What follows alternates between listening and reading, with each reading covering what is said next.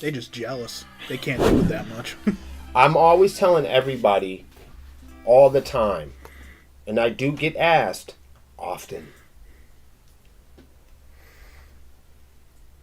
Live streaming and podcasting are two different things. Yeah. A podcast is usually audio. Usually. Cast. I feel like that was an older podcast. I feel like now you have to have both almost. Because of the success of like Joe Budden, Joe Rogan, you're seeing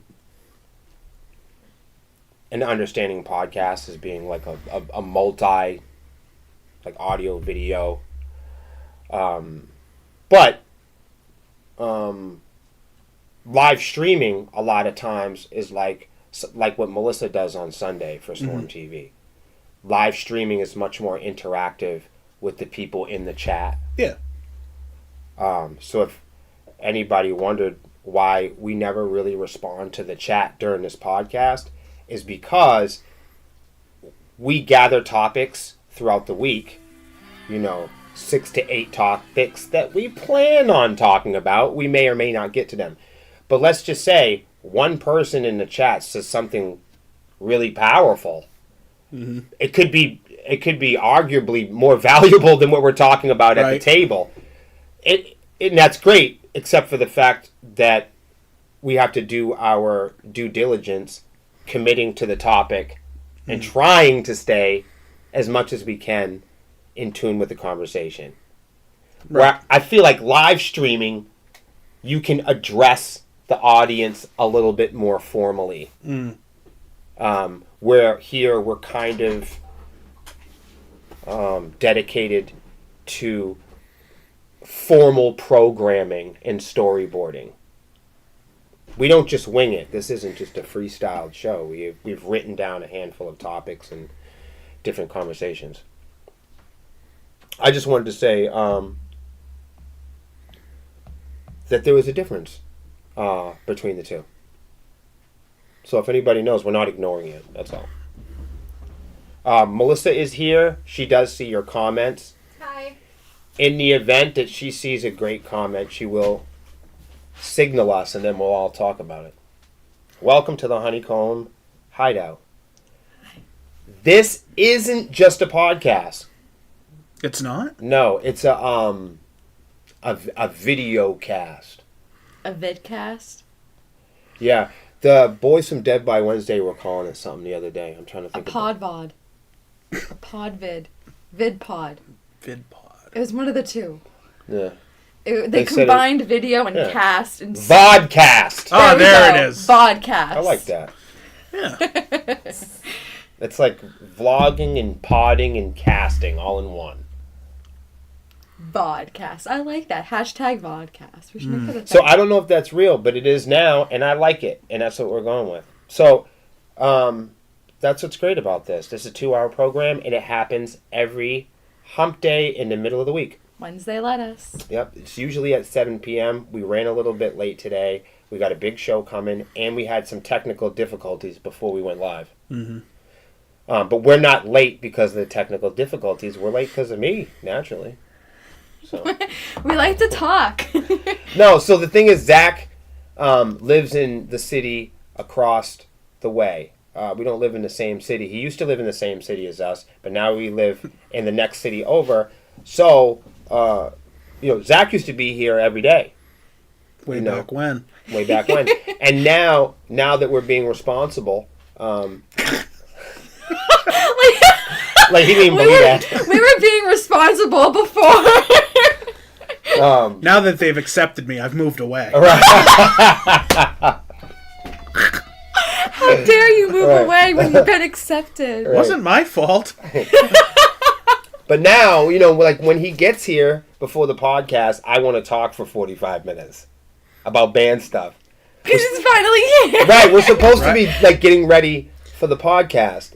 But this podcast is not just like any podcast. It's more like a TV show about a podcast. Right. Also, usually you would have seen me on Sunday, but like Mother Nature decided to drop 15 inches of snow. And 15 inches is a lot, even for me. Like 15 inches is a lot for anyone. Yeah. That was for you guys. That was good. So we have a special show today. Please, everybody, if you're just getting here, Melissa loves that joke. If you're just getting here, share the 15 inches of fame. Sub, share, and as Zach will remind you how much we hate it, hit the bell and subscribe to us. Click the bell. Don't forget to like and subscribe. Right. I forget that I had a bell button. Oh, that'd be great. we could just get a bell. Yeah. I have one on my desk at work. One of those like those old classic ones. Bing. Well, if it came up missing, I won't tell. Now, and what we'll do is, every time we hit the notification bell, Zach hits the bell. Bing. Signifying. I forget that we're on Twitch. We're on everything right now. Kick, Twitch, Rumble, Facebook, Right. YouTube. I have to always remind people to hit bells and pull levers, move faders, strum guitars. It's like an orchestra in here. Please share the feed because this is what we do for a living, believe it or not, amongst other things.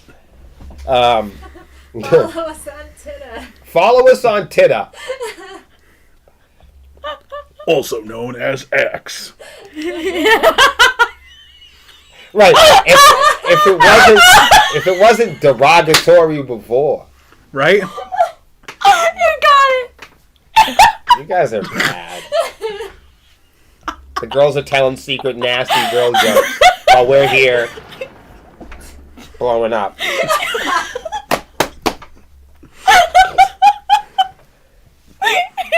I have a lot to talk about, but we're never going to talk about it unless the girls...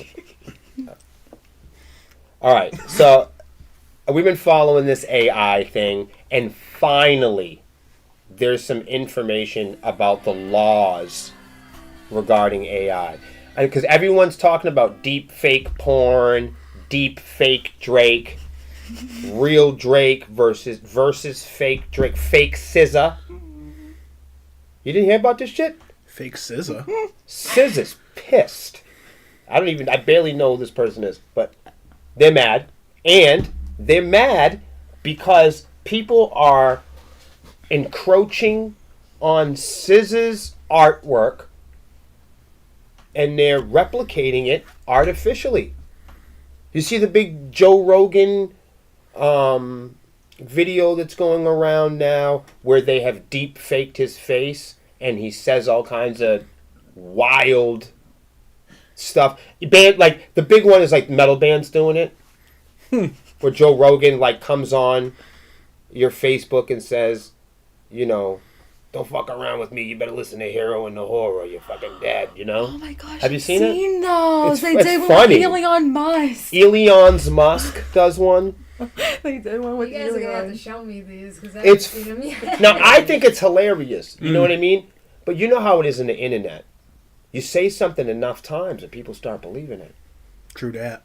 All they need is one of these things is to say, you get Dr. Dre up there saying he doesn't like old Snoop Dogg.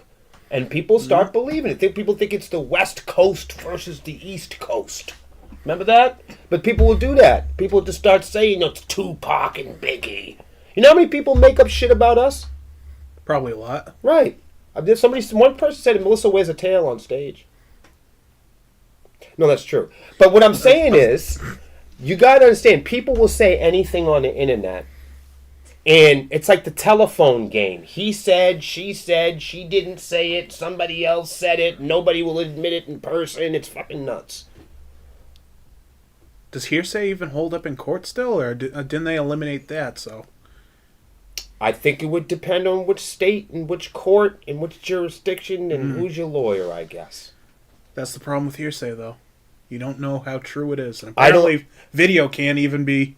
As far as scientific truths are being challenged, that is the issue. Is technology is moving so quickly Right. that the laws can't keep up with it. Well, it used to be like, well, I have proof. I got it on film. But now with how you can manipulate film and everything, we can't even believe what we see. And that is exactly why I brought up this topic. Because before now, AI, for the most part, has been kind of text-generated, awful art that people don't really care about. But you know what people do care about? Your favorite celebrity, saying derogatory things. Or people starting rumors or frame. Now, back a few years ago, all the magazines and all the popular websites and vloggers and bloggers all make a great deal of money off of advertising relationships by selling controversial stories.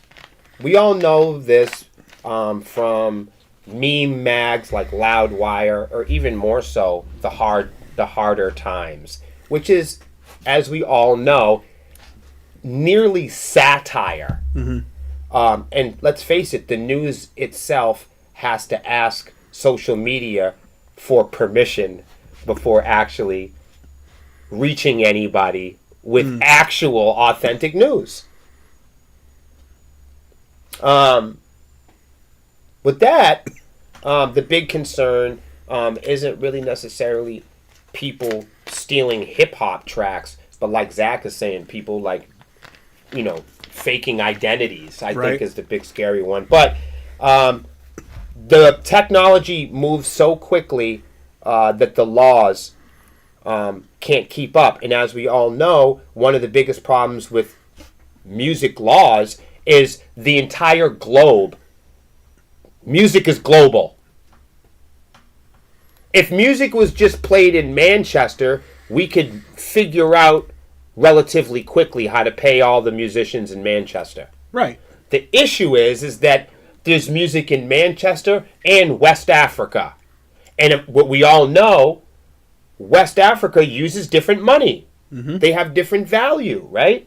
The currency and the way the currency translates into another changes. I mean, I know when I went to Costa Rica, it was really different. I couldn't get the hang of it because the money was so different. Mm-hmm. Now, that works as the same as your checkbook's a lot different than your credit card. Your credit card's a lot different than Chuck E. Cheese tokens. Chuck E. Cheese tokens aren't quite bitcoins.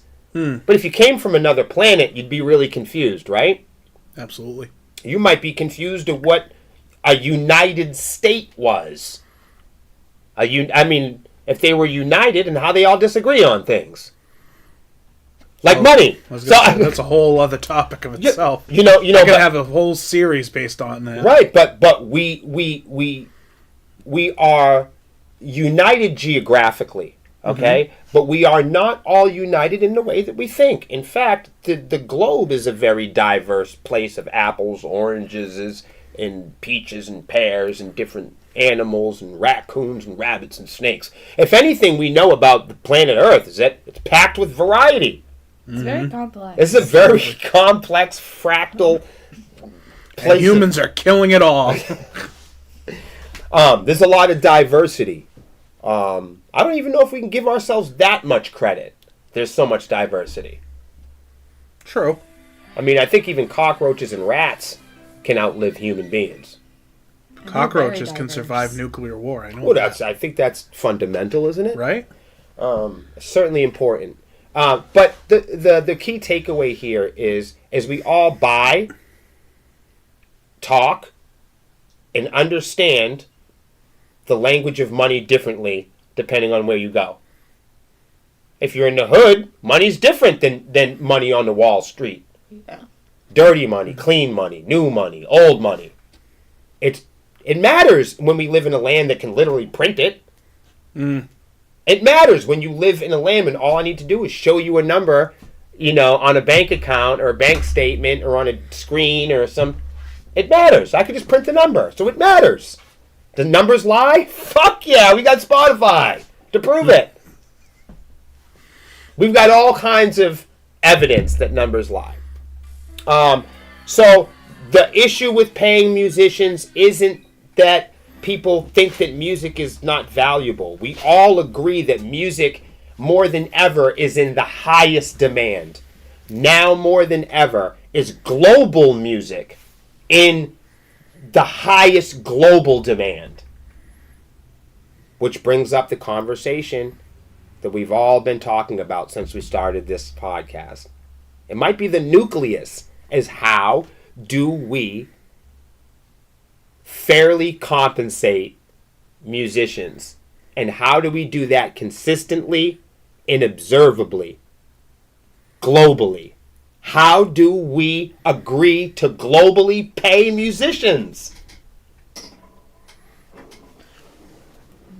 So, with AI coming into the game, of course, people are terrified on every time they make a new technology, it's a new way for things to come up missing.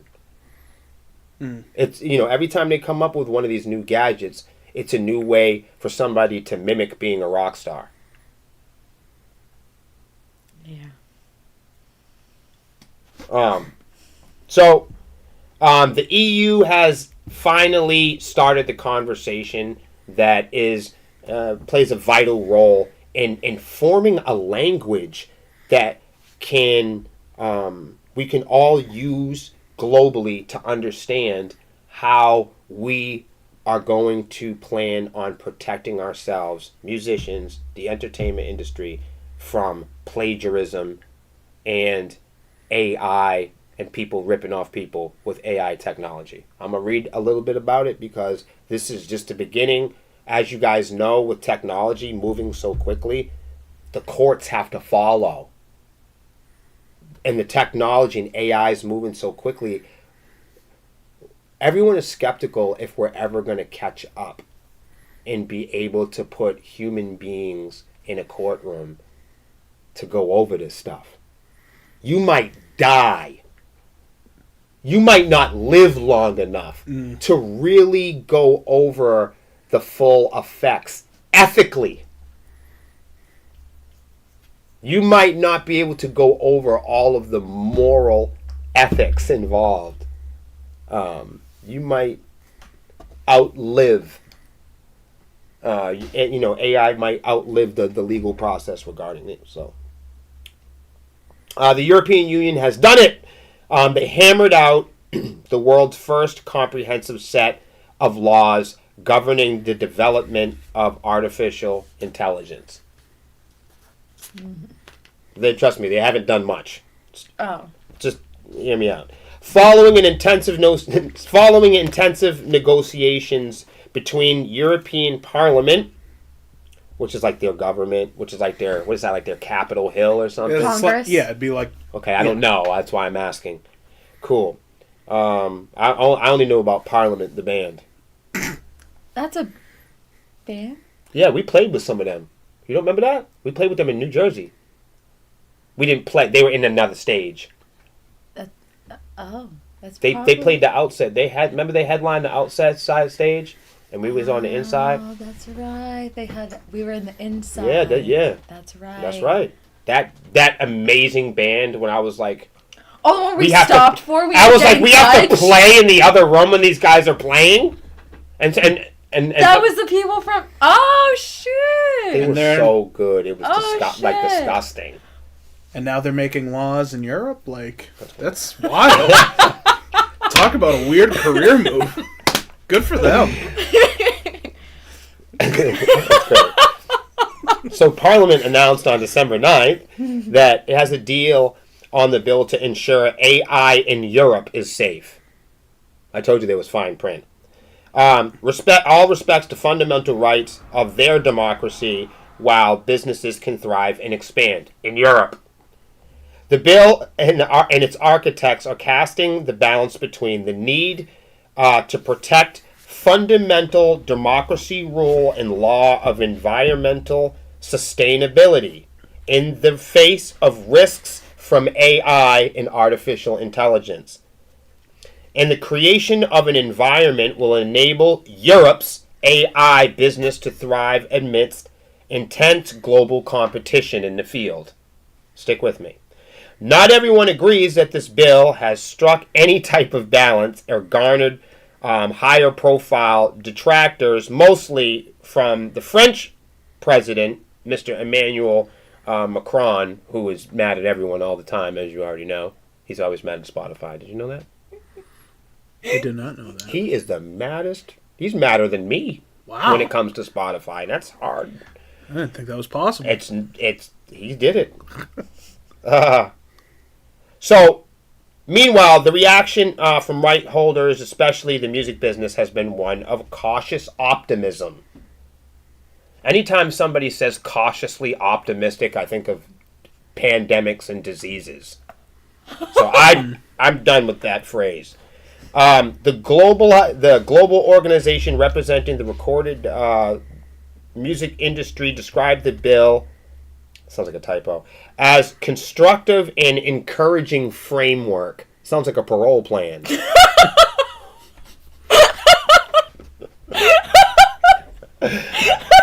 Yeah, that's funny. Come on. Only my real motherfuckers will laugh at that.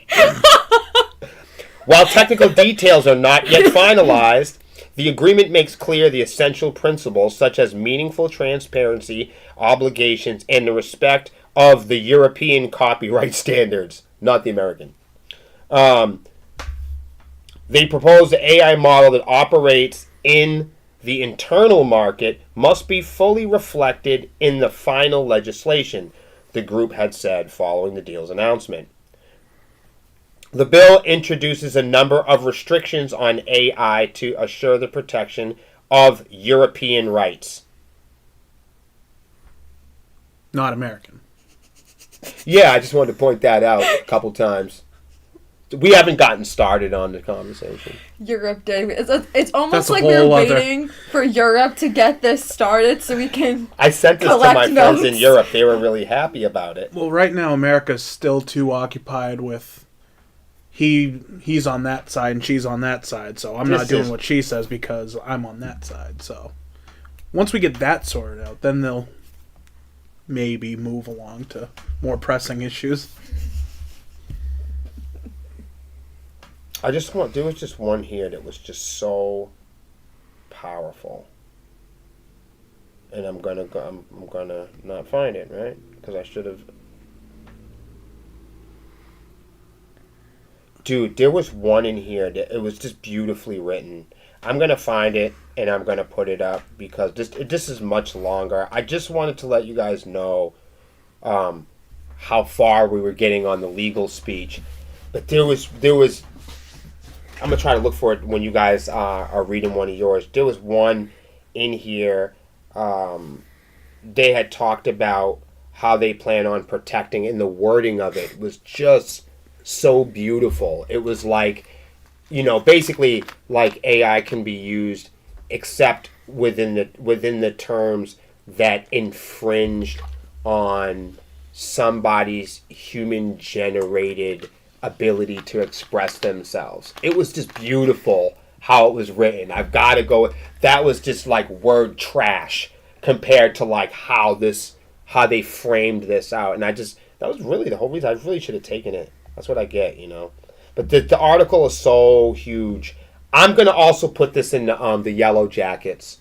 If you guys are in the Yellow Jacket or like our VIP super fan chat group, I'll put it in there for anybody that wants to paw through it. We've been putting up some of the articles and different things that we've been reading about just to keep everybody kind of in tune. But this is so large, I'd hate for anybody to not have the opportunity to read it. So,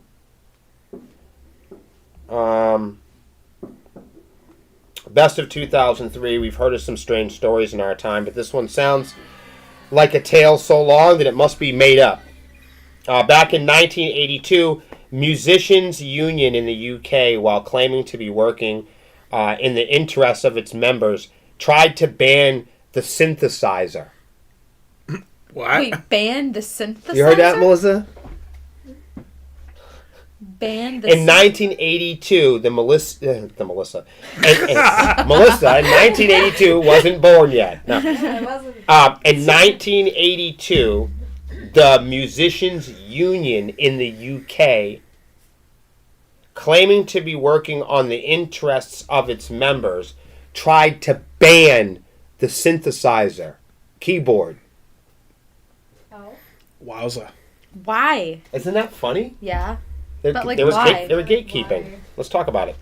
In the early 1980s in the UK, the Musicians Union was often in the headlines. In 1981, for example, the most vocal of the unions, along with the British photographic industry, that's before record players, and Music Publishers Association, took an advert out in the Guardian in Times claiming that home tapping is wiping out music.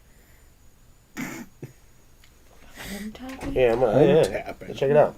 What's home? These ads were meant to wage war on evil pirates who were using cassettes to record vinyl records. Oh, shit. Oh, shit. Come on, y'all didn't hear that? Come on, That's y'all. like early mixtape shit. Bro, Wow. you guys don't love that? That sounds like bootlegging. Wow. Yo, That's a wow. this is beautiful. That's amazing. This is what's happening now.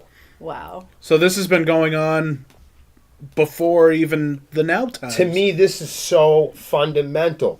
In the 1980s, the Musicians Union put out an advertisement campaign. That means they spent a bunch of money on creating fake news and fake stories, talking crap about cassette manufacturers. Huh. And when they did, these ads were meant to wage war on the evil pirates who were using cassettes to destroy the record industry. Sound familiar? Yeah. Not Yes. even the music industry. This record all sounds industry. familiar. Well, that's why they used to call it the record industry. The Oh, 'cause they're all record, yeah. right? The recordings industry. I mean, before there were recordings, the only place you could see music was on stage. Yep. Back when live music ruled the world. That's where the value. That's the only place the value was. You had to go Right. to the musician. You know, it's kind of interesting when we talk about artist-centric. Because if you think about it, we're becoming more artist-centric today, almost like the underground clubs, you know, with bathtub gin and sexy jazz and swing and all the outlawed music and stuff like that. Because, I mean, we're kind of going into that speakeasy house party wave again. And this is it.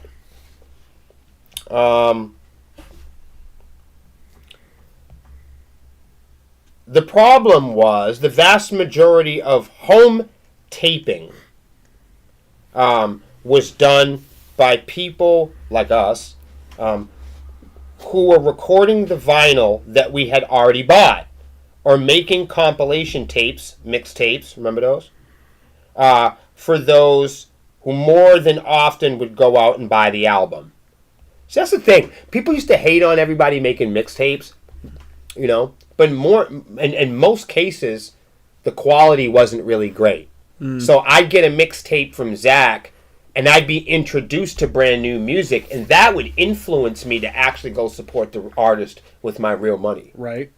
'Cause once you listen to a shitty bootleg tape, you know the quality was so terrible, you wanted to hear the real thing. Right. You're like, all right, what's this about? You know, if you liked what you were hearing, you went out and then you bought in support of the artist. Well, it's like now, if you show somebody a song on your phone, you're going to want to go home and listen to it on real speakers or in your car or something. I hope everybody, or half of everybody, thinks like you, Zach. I really do. A lot of people listen to music on their cell phones. Like, that's how they listen to music. It's mind-blowing. Oh. No. We're not. Oh, that would and piss here's me the, off. And here's the shitty part of it. We're almost done with cell phones. Right. These are done. We've determined cell phones are not something that humanity wants to continue doing. The pocket robot that makes us sad? Yeah, that makes sense. Well, it's like we were talking about before. From the minute you wake up, there's a third-party app that stands between you and brushing your teeth and going to work. And for everything that we want to do now in lives, there's an app on every single phone. It looks like this. They're no different. Every phone looks like this, from Samsung Galaxy to anything. They all look like this. They all have the same apps on them. So even though these phones are different, they swear the gadgets are different. They all do the same thing. So why do we buy a different one? They all claim to do something better than the other. They all have Facebook on it. They all have Spotify. They all have the camera. Yep. They all take reels. They all upload music. They all claim to do something better than each other. They all claim to make things easy, convenient, luxurious. They claim to make our lives better. Every app on here makes the claim that they're going to make life easier for us. They all promise us that we need it. But they all stand in our way of doing something. I was going to say, the big thing with cell phones and social media and all that is they claim to bring us all closer together, yet they push everybody much further apart. And then they want a subscription fee for it. Oh, yeah, and then they charge you for it. The more these little cubes you collect, the closer you are to buying something. Yep. And the more somebody else on the other end is going cha-ching, cha-ching, cha-ching. The longer they've figured out, the longer that we stay on the device, the closer we are to buying something. So, everything that's made for this device, every app, every game, every song, every music platform, every one of these little apps are designed to encourage you and wait until you're ready to shop for something. Sometimes they don't even wait for you to shop. My phone's going off all the time. Hey, don't forget there's a new sale at, Zales. Shop now and get an extra 10% off. Do you think they named it Zales because it sounds like sales? Probably. It's like word association. Zales. Say it enough time, it'll start to sound like a sexually transmitted disease. Like, oh my God, you got Zales? Ugh, oh, it smells. God, you gotta get that. Oh my God, did you hear? She's got Zales. You gotta get That that sounds cleared up. almost as bad as clematis.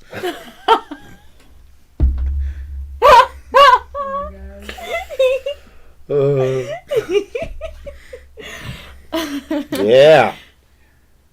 That's a dirty cloud. All right, so I got some advice for everybody because I'm always giving people advice. I don't get mad at people inboxing me advice, but I'm going to start asking people, if you guys keep inboxing me for advice, I'm going to ask you if you watch the goddamn show on Wednesday.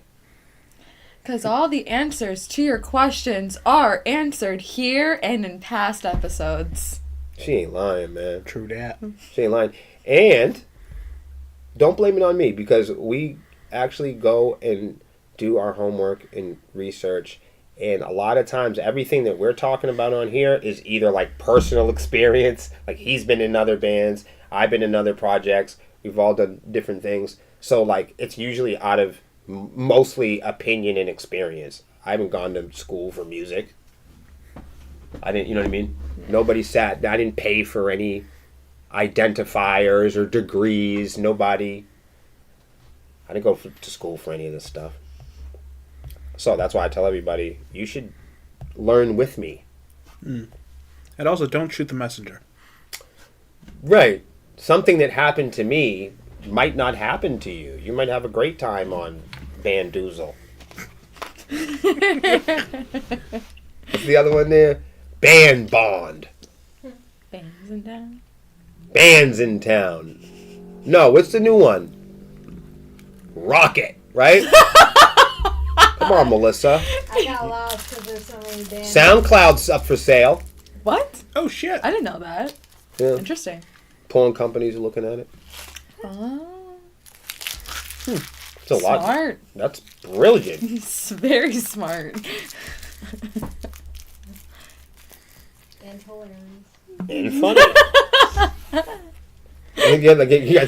You got mumble rappers and moaning. Keep your digital presence and maintain a strong online presence through social media, streaming platforms, and your own website. This will make Lexi's ears pop off. Lexi gets mad when bands don't have their own websites. Isn't that right? I can't stand it. Bands should have their own website. Right, your website is not www.facebook.com / right, / semicolon. Not just Facebook. Spotify is also not your website. Right. Spotify's not your Yo, but some of these guys will defend it like it is. It's not your website. You think they had the server in their mother's basement. Hey, Ma! You fucking with the server!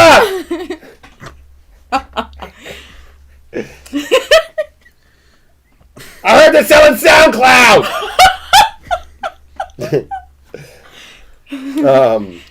So, yeah, keep engaging with your audience. Don't change that in 2024. Share updates regularly and continue to build your email and texting lists. A lot of y'all don't know that. The phone. We forgot how awesome the phone is to advertise. Couple months ago, we had some folks we were rocking with. And they were like, Will, give me some new ideas about getting people to... How do I get my friends to the show? I said, you try to give them a fucking call on the phone? What the fuck is wrong with you? But that's how the app's got people believing now. Like, you need to go through Dr. fucking Dre to get somebody to go to a show. You know, you want to call... Hold on, let me ask Rick Rubin permission. You going to my show, dude?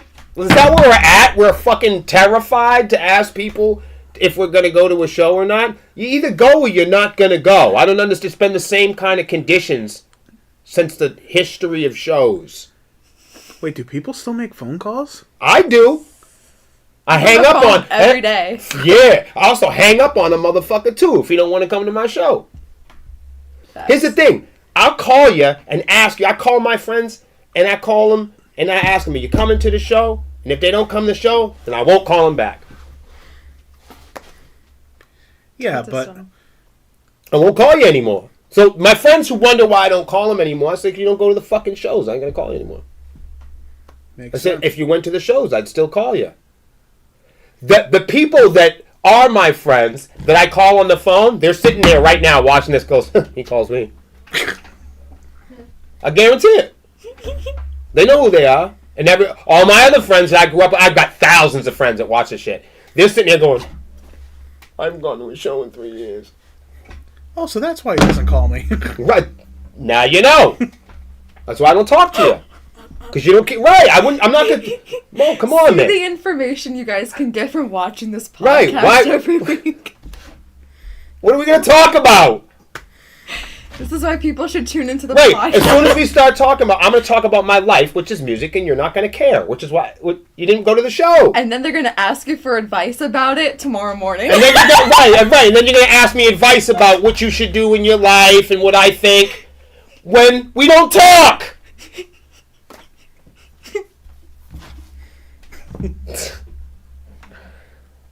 Oh, man. I'm going to want to kill myself for saying this. Embrace streaming platforms like Spotify. Oh. Okay, I said it. You said it really fast. Embrace streaming platforms like Spotify. Embrace streaming platforms like Apple Music and others. And I know everyone's going, Will, you're a hypocrite. Yes, I am, okay? And I am a hypocrite because I hear all the time about how Spotify is working for other people. You hear what I said?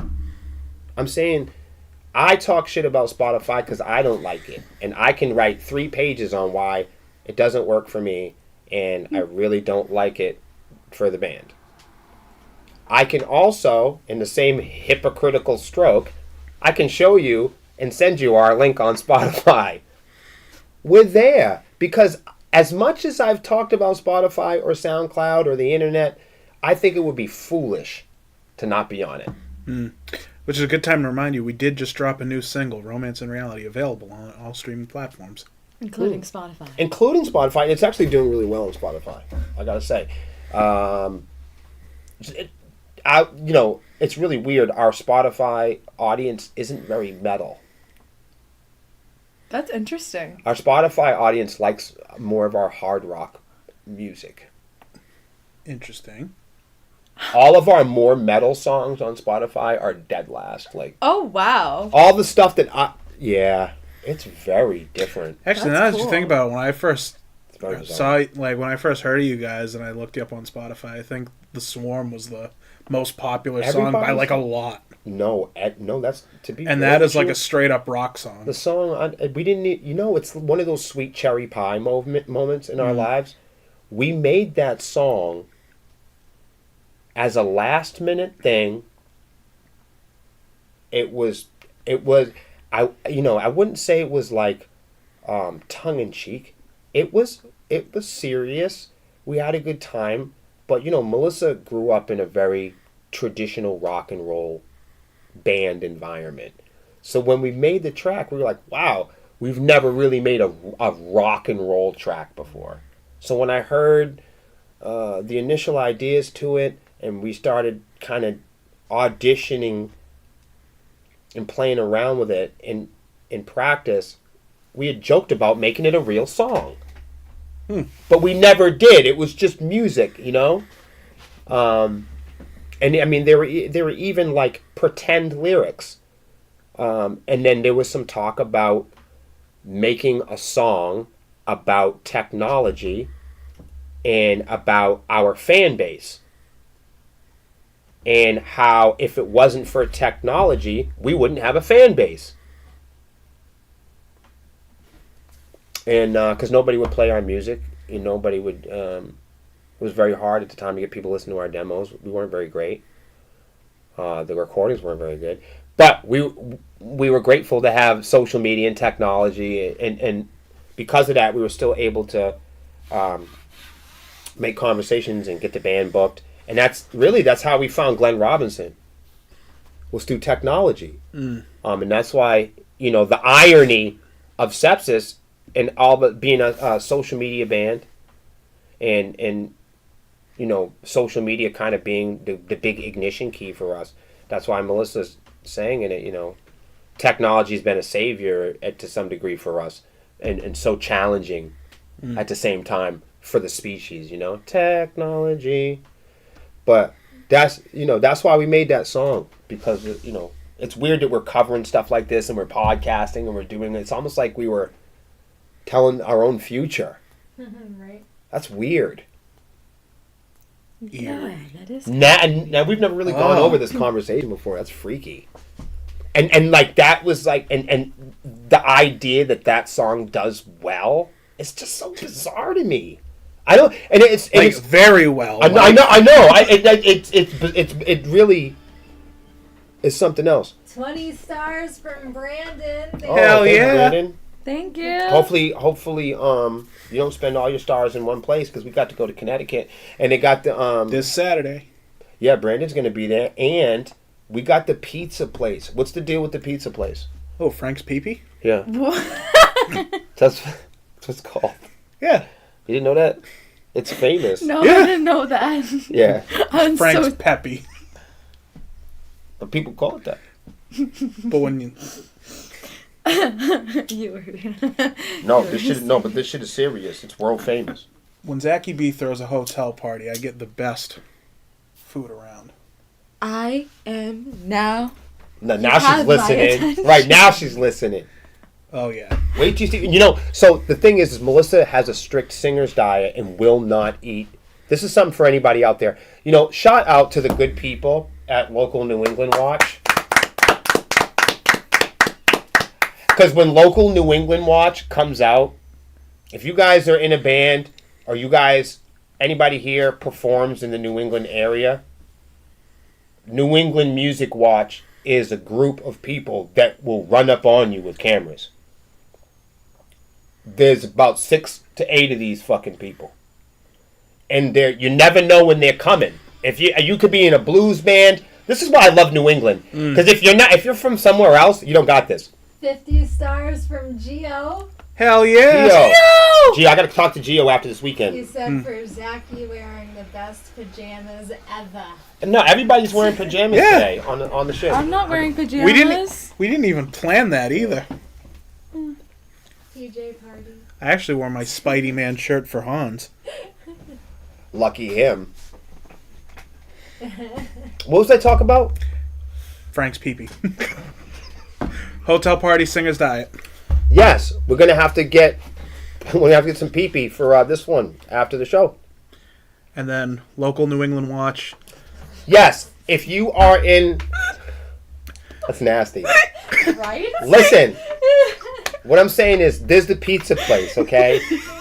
There's the hotel, and then there's the pizza place, and then the venue, okay? You were going to watch us eat this delicious pizza, and you're not going to be able to have any. No. Because you're going to sing later on that night. We have to go to the show this Saturday at Toad's Place at the Blizzard Bash because it's Opus's birthday, and we have 20 bands, and that's this Saturday. And we're staying at the hotel, and you got to understand, Melissa, there's world-class pizza next door. You can save me a slice. I'll have to heat it up later. Okay. Is there a microwave? I believe so. This is a Zachy B Yeah. VIP. Okay. This Well, is not all not... VIP rooms have a Make sure you microwave. save me a piece. It's a It'll be suite. good. There'll be a microwave. Yes. Okay, perfect. Oh, which reminds me, you guys, dead serious. There's only, I think there's 2 spaces left for VIP. So if you plan on going Saturday and you want to do the Murder Hornet VIP, yeah, I'm done. I don't know what kind of party you think I'm from. But you're close. Wait, you told me. That's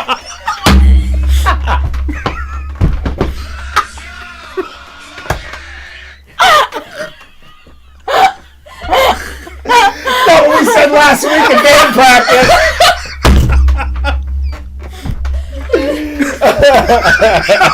Brandon said smoke another one. We don't know what we're doing. You know what we should do? Gio said wow 2 episodes in a row. It wasn't me this time. I think somebody slipped me a Mickey.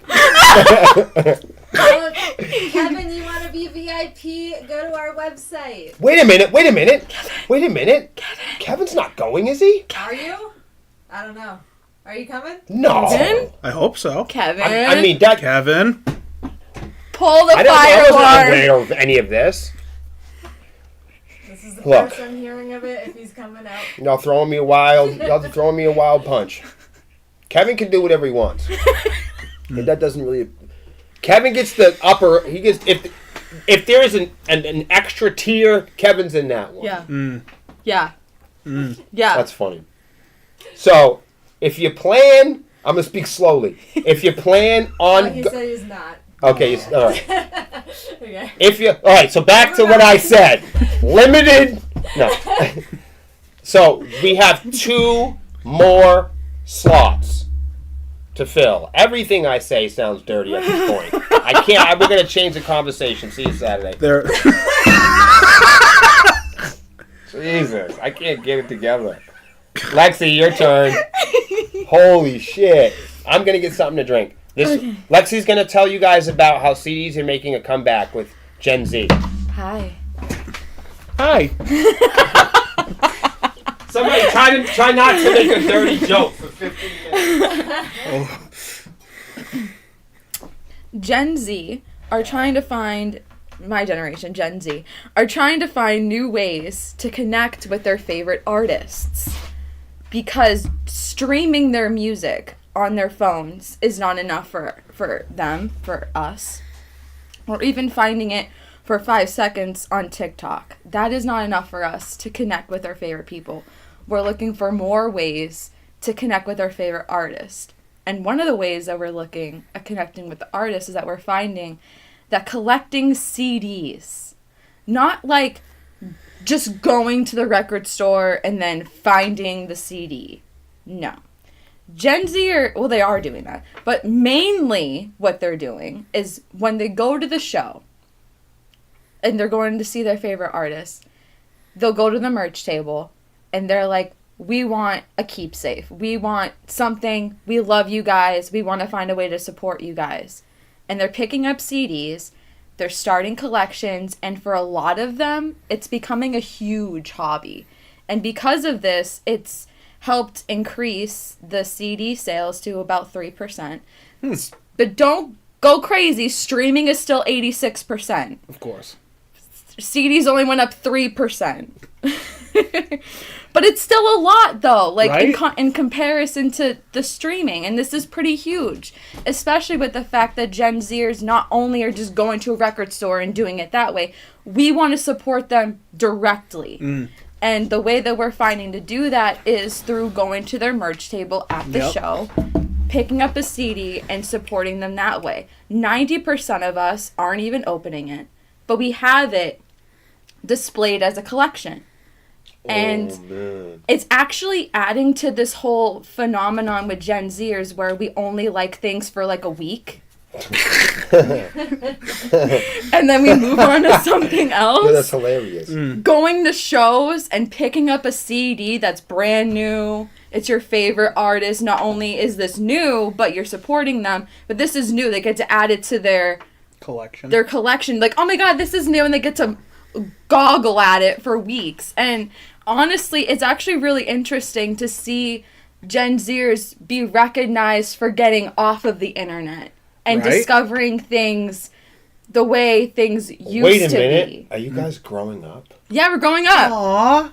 We're growing up. Aww. That's what it is, though. That's this what I think. This is huge. Like, I love this. That's fucking awesome. I love this. It's even funnier, though, that you say that they're buying the CDs but not taking them out of the package, like my dad's generation buying like the Star Wars figures and then leaving them in the package, leaving it cherry so that you can sell it on eBay and make money off somebody else's hard work later. I never figured that out. Right? Yeah. When I was a kid, I never knew why people did. I always be like, why don't you play with the toy and rip it out of the package? I never got it. And people say, oh, no, you leave it in the package. As a little boy, I never understood it. I never understood that either. Oh, fucking hey. You know what? This is a great conversation. Because Omega Rage says, I love getting a CD at a show, listening to it with my bandmates on the way home. Hell yeah. That's awesome. That's awesome. We used to do that all the time. When I first got like into music, the bands that I used to open up for, like, we'd always give them a free CD and they're like, oh, thank God, we're getting like sick of just listening to the same stuff. So whenever a band was like we play with, give us a CD, it gives us like something new to listen to. So you'll see this year, if you haven't toured with us yet, but when we tour, we get these nice RVs and the speakers go throughout the entire thing. They play outside of the fucking thing. I mean, you could pull up and play music. It's crazy. Oh yeah. But we're on the road for hours. Right. So that's when we start digging. And it's cool because like me and Melissa, Lexi are like in-house we might do that stuff, you know? And shit, even we got you band stalking and checking out bands with us and stuff like that. But like, this is cool because we get everybody together and we're all listening and discovering. It's hard, but we always talk about discovery here on the page. But I don't know if people understand how challenging that is to do as a whole band. You might get one or two people in the band that do booking, or one or two people that do social media, or somebody does photography. Name a band of photographers, or name a band of booking agents, right? What band do you know where everybody writes the songs? You know what I mean? So in the same idea, you get band members who are really excited about discovery because they have the time and that's part of the culture. But everybody joins a band for a different reason, right? So not everybody's joining a band to support other bands and discover bands. They don't even know that that's something you need to do. They just come in going, I want to start a band, I want to play guitar, and I want people to like me because I make great music, and that's probably all true. But people that start bands don't realize they have to be social media marketers. They have to be event coordinators. Oh, I have to get along with other people. I have to be an advertiser. An accountant. Right. And I have to also discover music. Nobody tells you to be successful as a musician, you have to discover music. You have to continue to listen to music to stay, even if you don't decide to make new music, even if you make music true to the 50s, you're still going to want to listen to music now, to keep your ears fresh. And I just want to say quickly, we had a show recently where after the show, I got off the stage still breathing hard. And the first people to approach me in the whole venue, some of my family members were there and everything, were these two, it was the club was a 21 and over club. So when I saw them, they were so fresh faced. First I thought they were somebody's kids. I think that was Swarmy Fest because I know exactly who you're talking about. All right. I you know what I mean? And absolutely, I was thrilled. No offense there at all. I was completely thrilled. It's not often. Let's face it. A lot of our demographic, people that love sepsis, love live music. A lot of people that love live music are over 25. You know what I mean? It's not, and a lot of them are 35, and many of them are 60. You know what I mean? So people who go out and love live music and love guitar tend to be older than the people who are 20. And like Lexi said, it's not that these people don't love guitar or organ or the piccolo. I don't think they've discovered it. And here, as you see, like, people getting older, we used to cry all the time and shake our fists at the clouds about the Gen Z kids don't appreciate music and they don't love live instruments, and we keep saying that. Well, I have a theory on that one, though. Who didn't show them that? Right. Well, I think the reason why we think Gen Z doesn't appreciate live music... Do you agree with that? So, I think they haven't had the same opportunity to go out and experience live music like... That's what I mean. Because the tail end of me growing up, all-age shows were still a thing. There were still all-age clubs for bands like that had members that were in high school and fans that were like in 8th grade, 9th grade. But like... Wait a minute. But then like I noticed... There's no all-ages shows anymore. No. It's all 20. And I remember when I was getting into music, I was in middle school, really getting into rock and roll and Melissa, that's weird. They're just gone. Yeah. The first show I ever went to was at the Sad Cafe in Plastow, and that was an all-age club. Especially, I don't know where you guys live at home, because I don't know, but in New England, the adult shows weren't different than the young people shows growing up. No.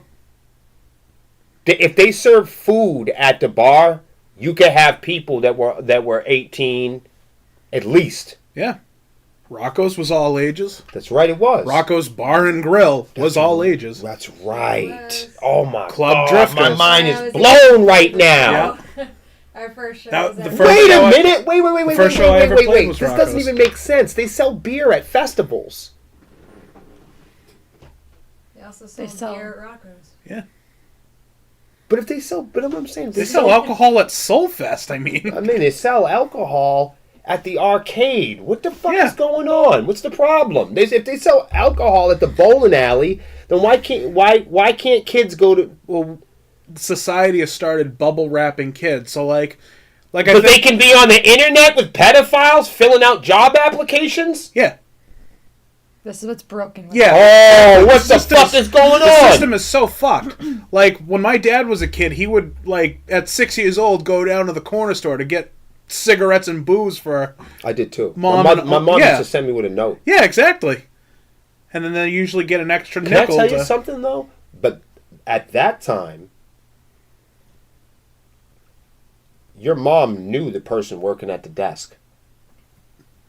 Like, my mom knew who was at the corner store. Mm-hmm. Everybody knew who everybody's kids were. If you beat up somebody's kid, that was your ass. Right. You know what I mean? You couldn't...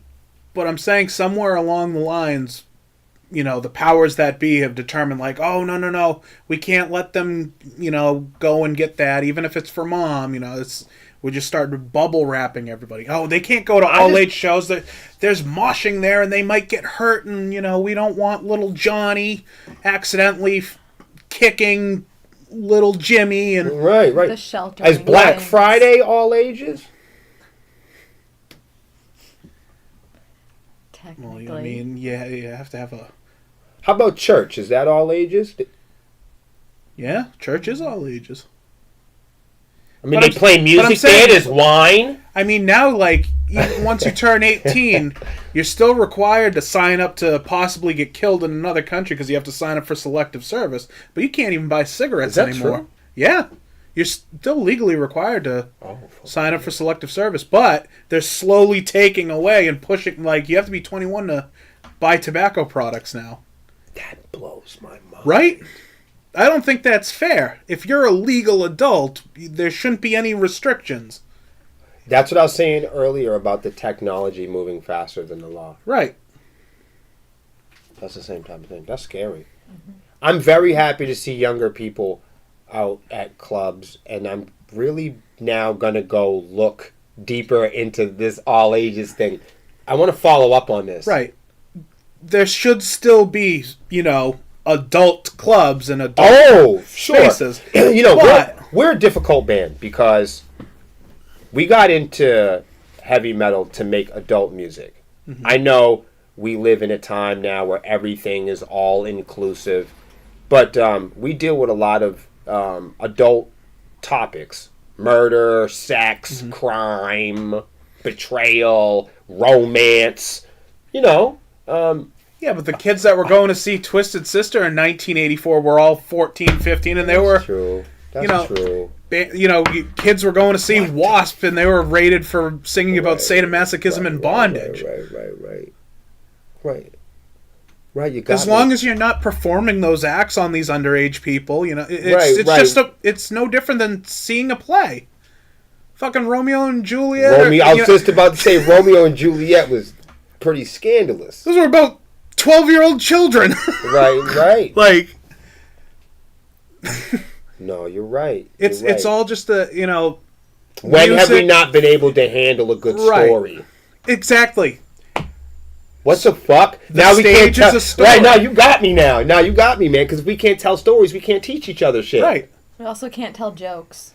But if we can't tell a story, we can't teach. Right. Are you going to tell me you can't listen to The Boy Who Cried Wolf because the wolf eats the kid? Right. Right. Or you can't tell a story about the Civil War? Right. Or you can't tell a story about the Civil Rights Movement? Or you can't tell a story about... The reality is the world's a fucking scary place. Like, you know, we can't, you know... Yo, you really got me on this one, man. I want to totally... At least for, like, the New England area, I want to follow up on why we don't have all-age shows. And then we complain that the kids don't like guitar. Yeah, the live music industry's dying. It's because you're not giving a new audience an opportunity to get into it. Wow, Zach just took this to a whole new level. There's something wrong with that. You can't complain that kids don't like music and they don't appreciate music and it's not the way it used to be. When you removed music from the school, you remove music from the neighborhood, and you put it all on fucking... That's weird, man, really, to think about it. And then you complain that they don't like it. You complain that everybody's not... The only thing that the kids can do is play on the internet. And fend for themselves. Yeah. Which goes right into what Lexi was talking about, man. And now, it's good that like your peer group and even my kids' peer group are starting to grow up and have the courage to go out and meet bands on the floor.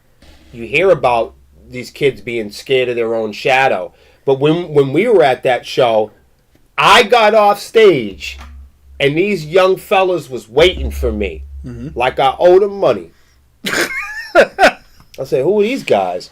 They said, man, man, we didn't even come here to see you, man. We didn't even know about you guys. We came here to see a different band. I said, oh, man, that's cool. Goes, we're so glad that we stayed because we're instantly fans of you guys now, too. And that's like what Lexi was talking about. And they got a CD, bro. Yep. And it blew my fucking mind. I said, what the fuck? I said, there's no way these 24-year-old kids have CD players at home. Right. But, No, he had one in his car. Wow, it must be a retro car. I was absolutely fucking stunned that they were even at the show. And they were different than we were. They were there to see the show, discover, experience all the shit that we complain about, shaking our fists at the clouds.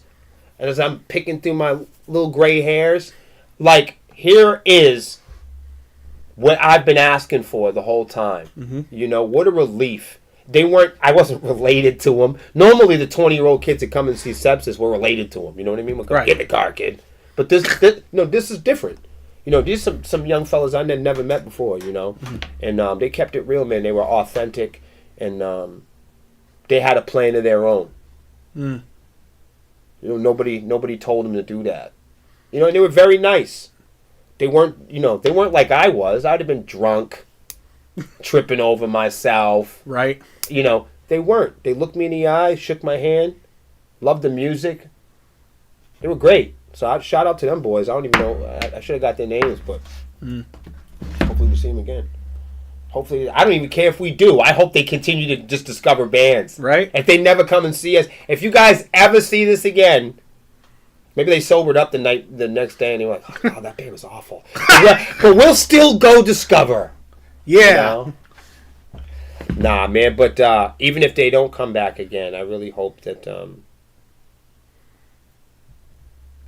they continue discovering. I was going to do this whole thing on Dawes, but now I'm not going to do it. Because there's only a couple minutes left. Oh. Yeah. Wow. And do you want to do this origin of life thing? It's right up your alley. Oh, yeah.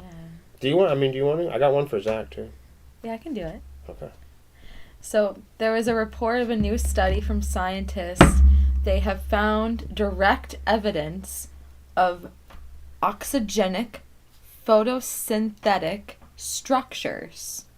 Basically, one's capable of turning sunlight, water, and carbon dioxide into energy and oxygen inside fossilized bacteria. Right.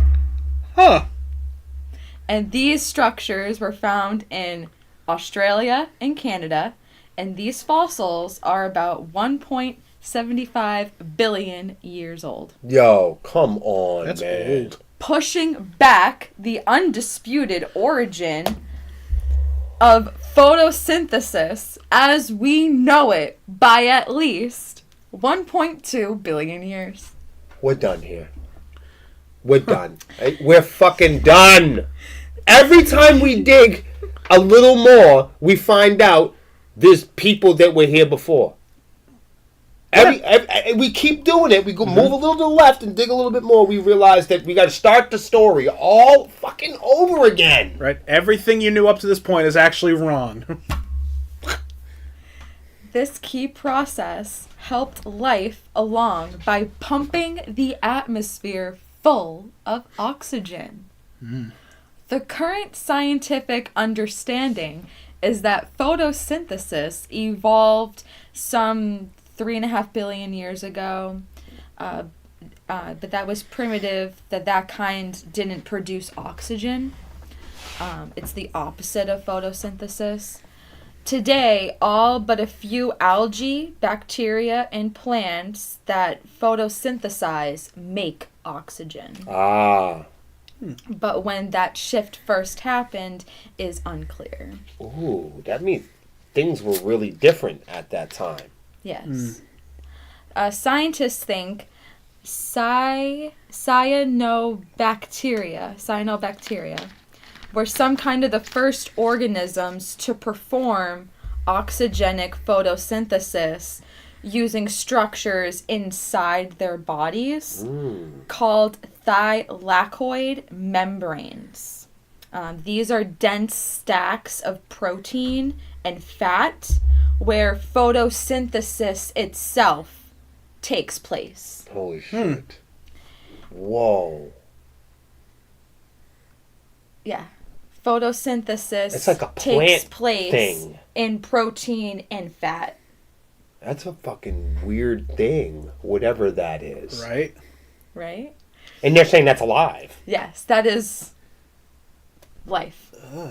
Because that is pumping the oxygen into the atmosphere, and that is what we breathe and then bring back out for them to do the process it's a over plant again. bacteria organism? Yes. Oh, Correct. that's fucking weird. Right, so they push out the oxygen, we creatures breathe it in, and we give them what they need to start the process over This again. is like a bacteria that's acting like a tree. Yes. Interesting. Yes. Geo said, Correct. keep in mind, once photosynthesis took off, it killed everything on the planet that couldn't process oxygen. Breathers killed everything. Oh, In order for this to take place. That's some world shit. Thank you, Geo. So that old Earth had to die because photosynthesis started. Oh, we're all gonna fucking die!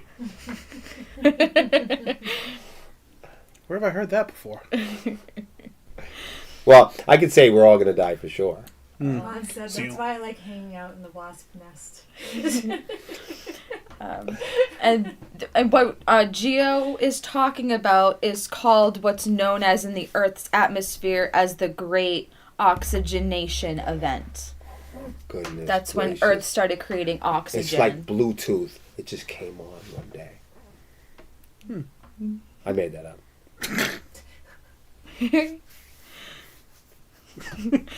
Their production of oxygen led to an accumulation of oxygen and profoundly modified the chemistry of the Earth's oceans, atmosphere, and evolution of the biosphere, including complex life. This ain't that little animal had all that to do with that? Yep.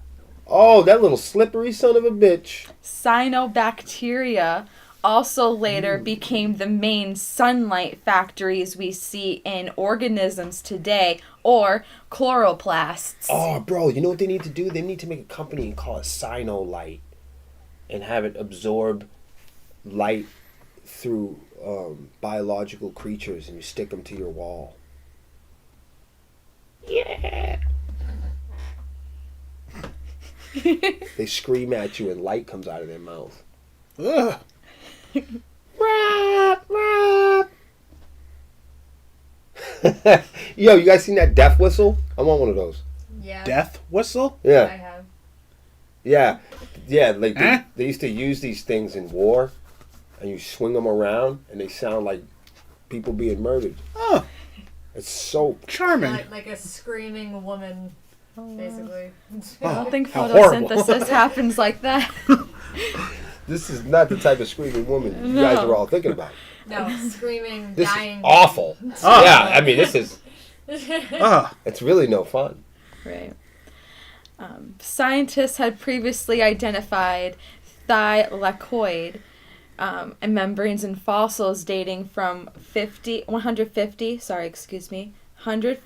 up to 550 million years ago. There's also older indirect evidence of oxygen-making photosynthesis from genetics and chemical studies. It's Katrina. Right. Researchers found the oldest direct evidence of thylakoid membranes in fossils from Australia that dated back to 1.75 billion years ago.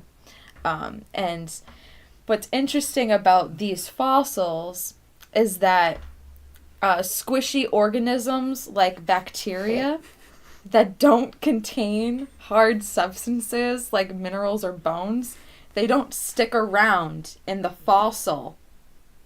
What the fuck? Very well. Bro, what? Second, fossils are tiny, less than a millimeter in size, and the structures inside them are even smaller. So they're difficult to find amongst the layers of compressed sediment. What's more is that the sediment in rock compresses over millions of years. Right. It can destroy the very structures researchers are currently seeking. Yeah. So this might have happened for other fossils. Of course. So there's other shit that we probably can't see. Yeah. And this is even reported from people that are analyzing this from the Congo, where they couldn't find any thylakoids in their area. That is how fragile these structures are at maintaining their structure, so we can find them and be like, oh, so what's life? So this is so tricky to find. And I just like how we're always wrong. Yeah. That's my favorite thing. I love reporting about how wrong we are all the time. But what's interesting about the structures that they find is that it's as long as human hair, and it's as wide, and could only be viewed by casting the bacteria in resin and then slicing it super thin and then looking at it through an electron microscope. That's how thin these little fossils are that they're digging up. That's They ridiculous. have to put it through an electron microscope, put it in resin, and then cut it. This is ridiculous. Huh. This is ridiculous. In order to find life, this is what... That's wild. That is crazy, man. It just shows you, like, whatever the smallest creeping crack, life gets in it. Yeah. Wow. This is how significant these finds are, because it's so easy for it to break and we'll never know. When you look at a building, or any structure for that matter, that's just been manufactured by human beings and then left untouched, and the plants are growing over it. It could be an old car, an old tool shed, whatever it is, abandoned building. If it's been out there for, a year or two, it's so fast how wildlife just creeps right into it. I mean, the rabbits will start living in it, fucking birds. As soon as the people go, as soon as there's not human beings there to cut the lawn just pulls the house right back into the earth. Back into nature. And it crushes it. Nature takes over. It's crazy. And fossilizes it. You guys, go. If you are in New England, go to the show this Saturday. The show starts early. We'll be there in the afternoon. We're there all night. Go early. Stay late. It's at the legendary Toad's Place in New Haven, Connecticut. If you guys need directions, if you want to come and hang out, if you want to link up, if you're going out there even earlier, trust me, we're going to be waking up early that day and getting out there in the morning so I can get my pizza. And we'll be there all day. If you see us out there in Connecticut, stop, say what's up, shoot a reel, make a story, take a selfie with us. Please come and see Lexi at the merch table. And for everybody else, there are some huge announcements coming up. We got a lot going on with the that band. is such a local band thing to say. Big things coming soon. Big things coming soon. Stay tuned. Hit the notification bell Like, for all the updates. Subscribe and share. Hit that bell. Even though we promise to never ever say that to you ever again. If you like this video and want to see more. Oh my Hit that like button. That fucking sucks. Bye, everybody. Good night.